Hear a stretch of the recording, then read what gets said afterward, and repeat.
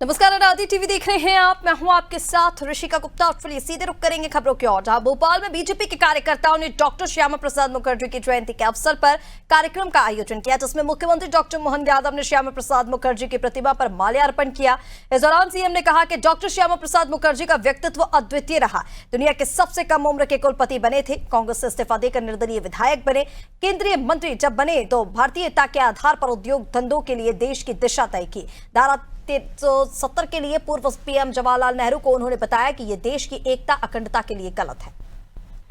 माननीय डॉक्टर मुखर्जी का जन्म के साथ उनकी जिस प्रकार से जीवन की पूरी यात्रा और उनके जो मन के संकल्प हैं, वो अपने आप में बताते हैं कि एक अलौकिक व्यक्तित्व कैसा होता है, अद्वितीय व्यक्तित्व कैसा होता है। अपने मन के संकल्पों के सहारे से पढ़ाई में भी वो दक्षता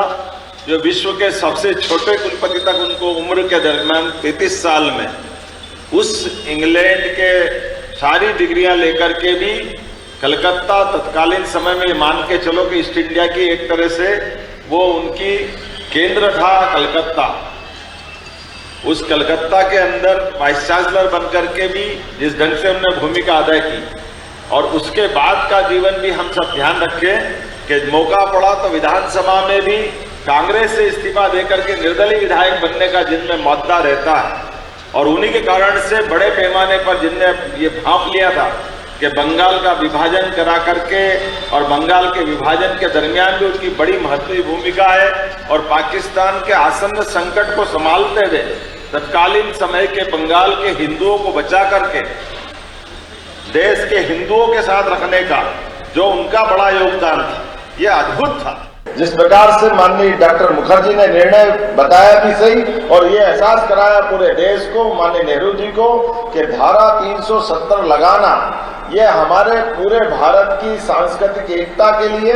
ये बहुत गलत निर्णय होगा। देश की आजादी के साथ ही ऐसे संकटों को पहचानना, इस दृष्टि से पहचानना,